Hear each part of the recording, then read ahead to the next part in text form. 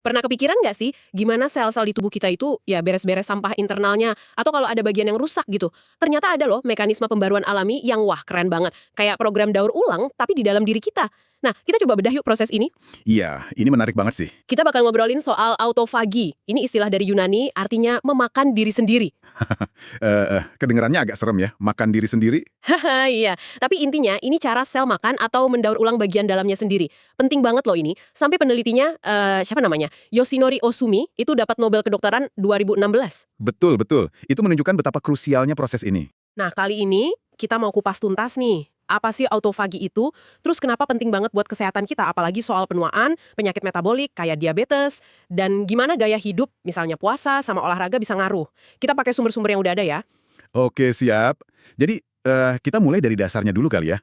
Bayangin aja gini, sel kita itu punya semacam tim kebersihan internal lah. Tim kebersihan, oke? Nah, kalau ada bagian sel yang rusak atau udah tua, misalnya protein udah nggak bener bentuknya, atau mesin kecil di dalam sel, organel namanya, udah nggak oke fungsinya, nah, sel itu bakal bungkus bagian-bagian ini. Dibungkus. Pakai apa? Pakai semacam kantong sampah khusus. Kalau istilah kerennya, itu namanya autofagosom. Kantongnya ini dari membran ganda. Autofagosom. Oke, kantong sampah seluler gitu ya. Iya, bisa dibilang gitu. Nah, kantong ini terus dibawa ke pusat daur ulang sel, namanya lisosom. Lisosom. Di lisosom ini, isinya si sampah tadi dihancurin jadi bahan-bahan dasar lagi. Bahan dasar ini nanti bisa dipakai lagi sama sel. Jadi ini proses bersih-bersih sekaligus ya efisiensi gitu. Wah, pinter banget ya sel kita. Terus ini beda kan sama yang namanya sel bunuh diri terprogram itu, apoptosis? Beda-beda. Penting nih bedainnya. Autofagi itu lebih kayak pembersihan musim semi lah di dalam sel. Kalau apoptosis, itu lebih ke pembongkaran total selnya. Selnya dihancurin. Oke, paham. Terus apa yang bikin proses autofagi ini jalan atau nggak jalan? Nah, kuncinya itu ada di nutrisi. Gampangnya, bayangin ada semacam saklar sensor nutrisi di sel, namanya MTR. MTR. Iya, kalau nutrisi lagi banyak nih, kita habis makan enak gitu. Nah, saklar MTOR ini posisinya on.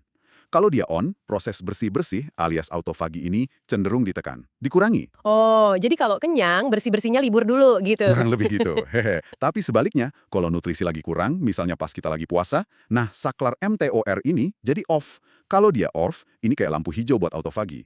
Proses bersih-bersihnya jadi aktif. Jadi dia responsif banget sama kondisi bahan bakar kita ya? Canggih. Terus kenapa sih ini jadi penting banget buat kita? Tadi disebut soal penuaan ya, itu gimana kaitannya? Tepat sekali. Ini salah satu kaitan yang paling banyak diteliti.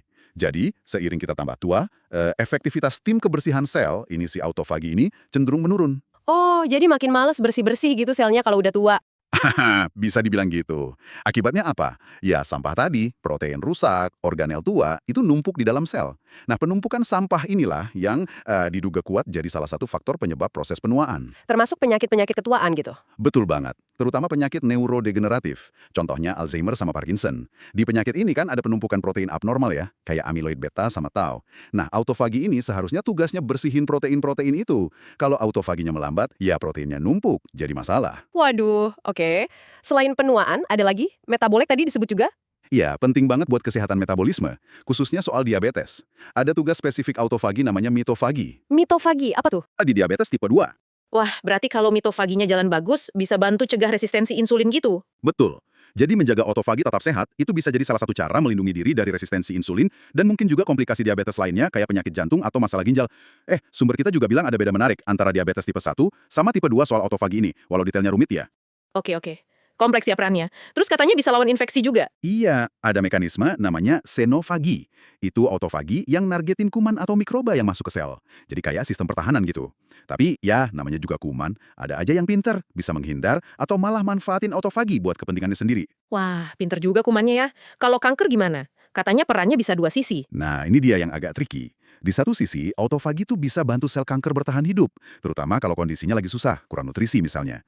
Tapi di sisi lain, autofagi juga penting sebagai penekan tumor di awal, karena dia bantu buang kerusakan sel yang bisa memicu kanker.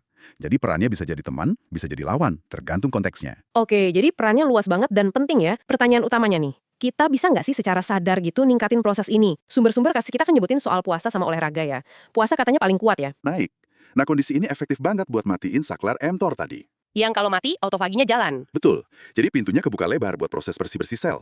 Salah satu sumber bahkan bilang puasa itu kayak renovasi total buat tubuh. Bersihin yang lama, sambil kasih ruang buat yang baru. Studi nunjukin peningkatannya signifikan setelah puasa sekitar 24-36 jam. Tapi puasa intermittent, yang model jendela makan gitu, misalnya puasa 18 jam, makan 6 jam, itu juga udah bisa micu proses ini kok. Wah, menarik banget ya. Jadi nggak harus puasa lama-lama banget ya untuk dapat manfaat awalnya. Selain puasa, olahraga gimana? Olahraga juga terbukti bisa menginduksi autofagi di berbagai jaringan tubuh. Di otot, hati, bahkan sampai ke otak. Ini mungkin bisa jelasin sebagian manfaat metabolisme dari olahraga. Misalnya otot jadi lebih sensitif insulin, lebih bagus ambil gula darah. Dan mungkin juga ada efek perlindungan sarafnya. Oh ya, ada yang menarik lagi soal olahraga ini. Ada satu poin dari sumber kita, katanya olahraga pas perut kosong atau fasted training gitu, itu mungkin bisa ngasih dorongan autofagi yang lebih kuat dibanding olahraga setelah makan. Oh, jadi ada sinergi ya antara puasa sama olahraga. Oke. Terus ada nutrisi spesifik nggak yang disebut? Ada, disebut beberapa. Vitamin D3 lewat reseptornya itu katanya bisa memicu autofagi dan penting juga buat imunitas. Terus vitamin K2 juga disebut dilaporkan bisa mendorong autofagi, bahkan apoptosis, di beberapa jenis sel kanker. Tapi ini masih area riset awal ya. Oke, jadi jelas banget ya, autofagi proses bersih-bersih dan daur ulang internal sel yang, wah, vital banget. Makin tua kita, proses ini cenderung melambat. Dan ini ada hubungannya sama penuaan dan banyak penyakit. Tapi kabar baiknya kita bisa ngaruhin ini lewat gaya hidup. Puasa, olahraga, itu cara yang cukup kuat. Iya betul. Dan kalau dipikir-pikir, ya, mengingat betapa pentingnya menjaga kebersihan sel dari kerusakan yang pasti numpuk seiring waktu, ini jadi mikir, jangan-jangan ngelola autofagi secara sadar lewat pilihan gaya hidup kita sehari-hari, itu bisa jadi strategi kunci buat kesehatan jangka panjang. Mungkin bahkan buat memperpanjang masa hidup sehat kita ya. Pertanyaan bagus tuh. Nah, ini mungkin jadi bahan pemikiran juga buat Anda di rumah.